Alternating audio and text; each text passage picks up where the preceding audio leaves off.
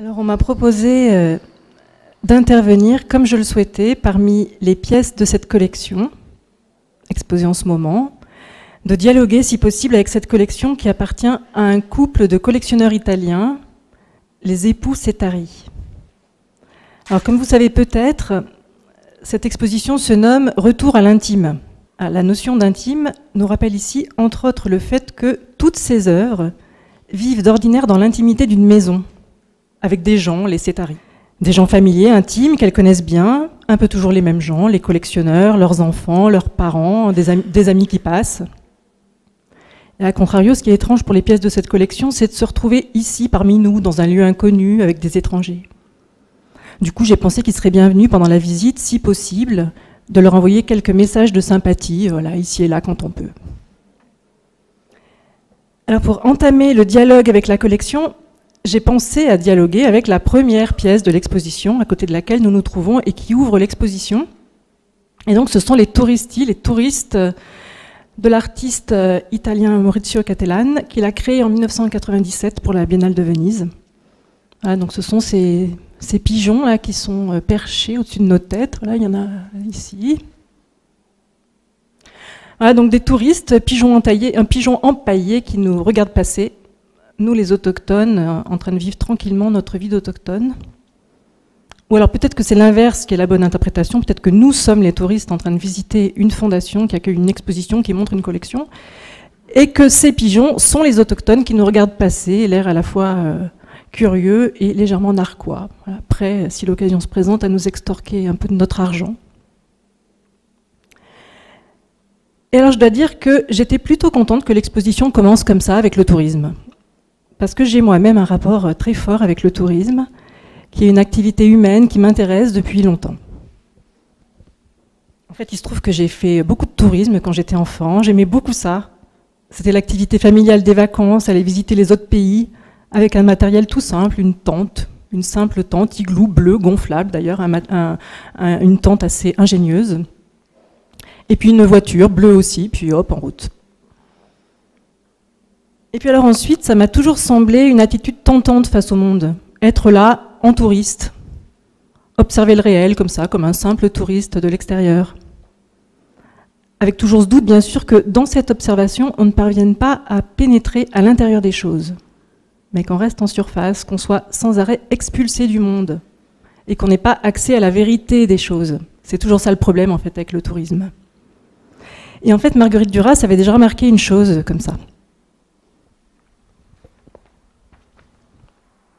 En fait, quand Marguerite Duras a inventé le personnage de l'Olvestein, elle a trouvé le modèle de ce personnage dans un hôpital psychiatrique. Là, c'était le jour de la fête de Noël, et elle a remarqué une jeune femme assez étrange qui, quand elle regardait les objets, les personnes autour d'elle, était complètement absorbée dans ces objets et ces personnes. Et Marguerite Duras trouvait qu'en comparaison, elle-même, elle restait beaucoup à l'extérieur des choses, quoi. Elle pouvait un peu s'absorber dans les choses, mais pas tant que ça. Donc Marguerite Duras était bien plus touriste que l'Olvestein, qui, elle, rentrait complètement dans l'intériorité des choses. Et tout ça m'avait beaucoup intéressée dans mes réflexions sur l'écriture il y a très longtemps. Le tourisme comme métaphore de notre rapport au monde. Un rapport à la fois follement intéressé, curieux et en même temps relativement empêché. Alors évidemment, là, tout ça reste un peu fleur bleue, hein, parce que pour revenir aux pigeons de Maurizio Cattelan, le fait que ce sont des pigeons et qu'en plus ils sont morts, qu'ils sont empaillés, on est dans une vision quand même beaucoup plus noire du tourisme, hein, beaucoup plus sarcastique. En fait, ça fait plutôt penser à un autre Italien, le philosophe Giorgio Agamben, qui a écrit un texte justement très noir sur le tourisme, où le tourisme est une espèce de couronnement suprême du capitalisme. Donc, je ne sais pas si vous savez, mais Giorgio Agamben réfléchit comme ça au fait que le capitalisme transforme le monde en marchandises et puis en musée aussi. Et quand Agamben dit musée, ce n'est pas vraiment un compliment, c'est plutôt négatif. Ça signifie que nous sommes empêchés d'avoir simplement un usage du monde. Et alors les touristes, eh bien, Giorgio Agamben dit que si le capitalisme est notre religion mondiale, notre religion mondialisée, ça veut dire que comme dans beaucoup de religions, il doit y avoir aussi des pèlerins, c'est-à-dire des gens qui parcourent le monde pour aller visiter les lieux de culte principaux. Eh bien, il dit que les touristes, ce sont ces pèlerins, se déplaçant dans le monde entier pour visiter des sites pittoresques, qui, c'est vrai, tiennent souvent plus du musée que de la réalité. Donc il écrit des phrases très dures sur le tourisme et sur les 650 millions de pigeons qui chaque année choisissent de leur propre chef de pratiquer cette activité horrible. Je vous lis un petit extrait de ce livre.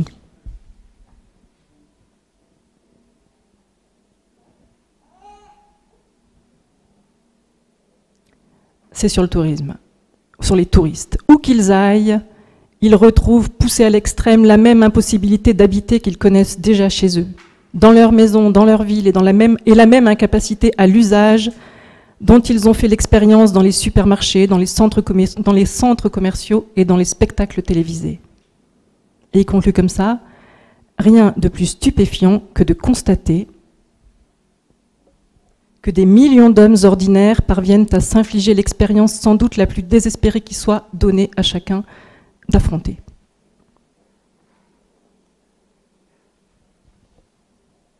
C'est un peu blessant pour les touristes, pour les gens qui aiment le tourisme, mais c'est sûrement plus proche de ce qu'avait voulu dire Cattelan quand il a créé ces pigeons touristes pour la Biennale de Venise. Et alors c'est drôle parce que chaque fois que je sors ce livre de ma bibliothèque, ça me fait repenser à chaque fois à un Suédois que j'ai connu il y a quelques années, il y a 5-6 ans à l'université de Bordeaux. Et il faisait exactement un cours là-dessus, un cours à ses étudiants en philosophie à Bordeaux. Et en fait, il leur lisait ce livre d'Agamben, il leur lisait page par page, séance après séance, il leur lisait tout ce livre entier. Donc évidemment, les étudiants étaient complètement traumatisés par ce cours très noir et abrupt sur le capitalisme et sur le tourisme. Ils auraient préféré des cours quand même un peu plus abstraits, moins en prise avec le réel direct. Ils auraient préféré faire Heidegger ou Hegel ou Spinoza. Mais bon, ça n'a pas duré tellement longtemps, ça a duré 1 an et ensuite ce Suédois est reparti en Suède. Tout s'est arrangé pour les étudiants bordelais. Mais récemment, ce Suédois est revenu en France. Et là, ça paraît incroyable, mais c'était justement pour faire du tourisme qu'il est venu. Pour visiter les sites français classés au patrimoine mondial par l'UNESCO, pour visiter les grottes, les châteaux, visiter les centres-villes historiques, que nous gardons, il est vrai, soigneusement muséifiés. Et ce Suédois avait même donné un titre à son voyage touristique en France. Il avait appelé ça « Baignade, centres-villes historiques et filles faciles ». C'était plutôt inquiétant pour nos filles faciles. Et par-dessus le marché, c'était aussi assez inquiétant pour moi, parce que quand il arrive en France, c'est justement chez moi qu'il est venu sonner. Voilà, alors je ne vais pas vous raconter tout cet épisode que j'ai raconté dans mon livre autobiographique voilà, qui vient de paraître. Mais c'est vrai qu'en tant que Français, ce genre de comportement assez répandu chez les étrangers nous concerne et nous inquiète et nous fait réfléchir. Ça nous parle dans la mesure où nous sommes toujours la première destination touristique au monde. C'est pourquoi, en présence de ces pigeons touristiques, en profitant de leur présence, avant d'aller dialoguer avec une autre œuvre de la collection, je voudrais lire une déclaration sur le tourisme telle que nous l'entendons, nous les Français. Parce qu'à certains moments, il faut quand même savoir poser des limites.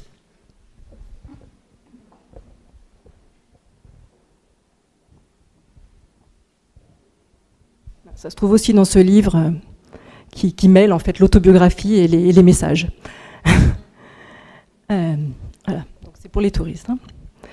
Certes, nos lieux de baignade français et nos centres-villes historiques sont dédiés aux touristes étrangers.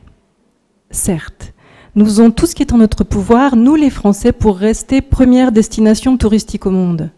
C'est tout naturel. L'attrait touristique de la France est une évidence.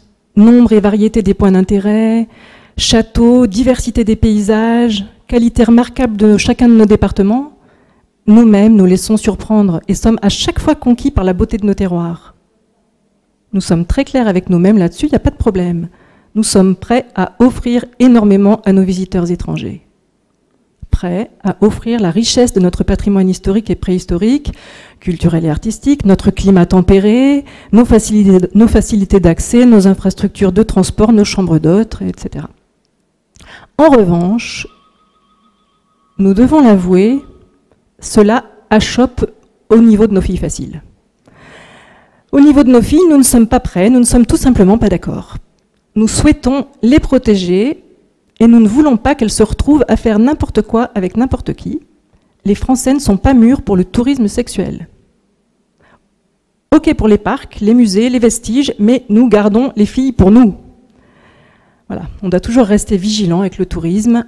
Les pays prennent un risque à rester ambigus. Il y a un moment où on ne contrôle plus rien.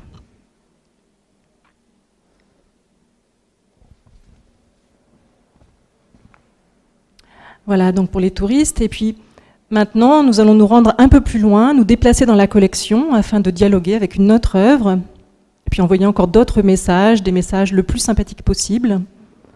Parce que c'est vrai que là, pour la première œuvre, mon message a été pas aussi sympathique que j'aurais voulu. Il tenait un peu plus de l'avertissement. Voilà, donc maintenant, on va aller un peu plus loin et envoyer un message sympathique.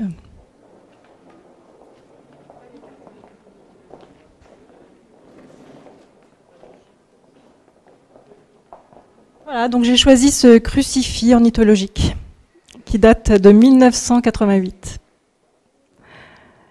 Cet oiseau étrange avec ses belles jambes minces et puis sa cape. Cet oiseau tout noir qui a été créé par Thierry de Cordier, qui est un artiste belge qui, à ce que je sais, vit maintenant en France, dans le Bourbonnais.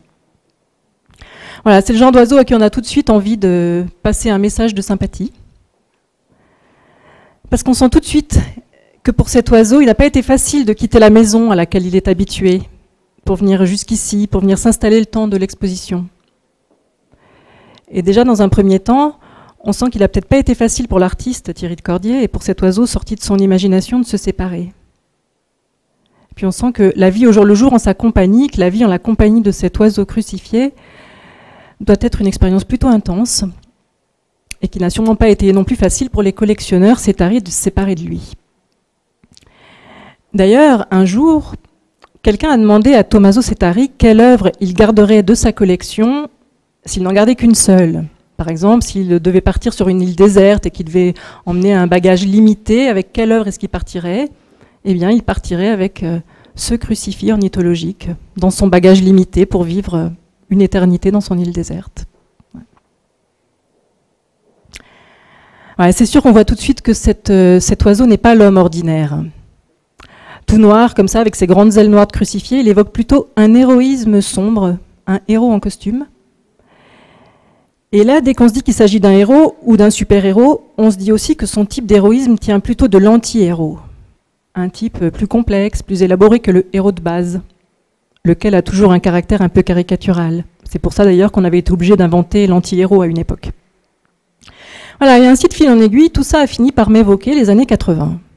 Parce que d'une part, cet oiseau date des années 80, et puis que justement dans les années 80, on n'aimait plus du tout les héros héroïques traditionnels, on les trouvait simplistes. Ce qu'on aimait même dans la vie de tous les jours, c'était les gens complexes, compliqués, très très subtils. Les anti-héros qui étaient notre modèle et notre compagnon idéal. Voilà, donc j'aimerais lire à cet oiseau, en guise de message, une sorte de poème, quelque chose sur les années 80, un hymne aux années 80 en fait, sur la joie qu'on éprouvait jour après jour dans nos vies à vivre avec l'anti-héros. Parce qu'on critique en fait tout le temps les années 80. On dit il n'était pas souhaitable de grandir durant cette période, on dit que c'était la fin du politique, la montée en puissance du capitalisme sauvage, la fin de toutes les bonnes idées. Tout ça est vrai. Néanmoins, les années 80 avaient aussi de grandes qualités, de grands charmes.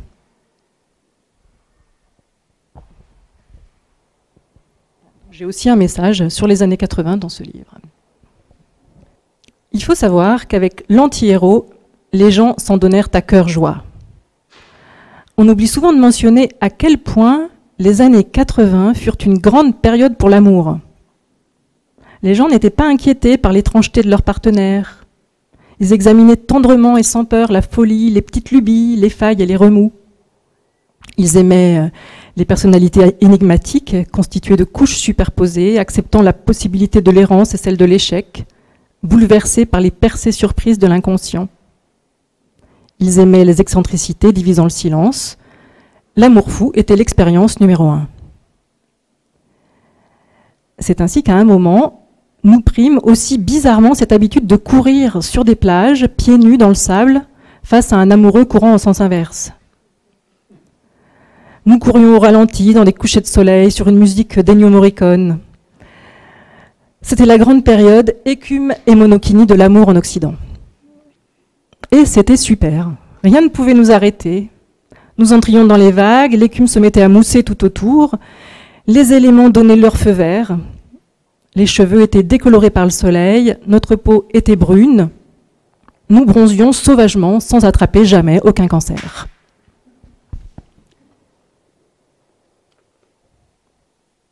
Voilà, donc c'était mon message de sympathie au crucifix ornithologique.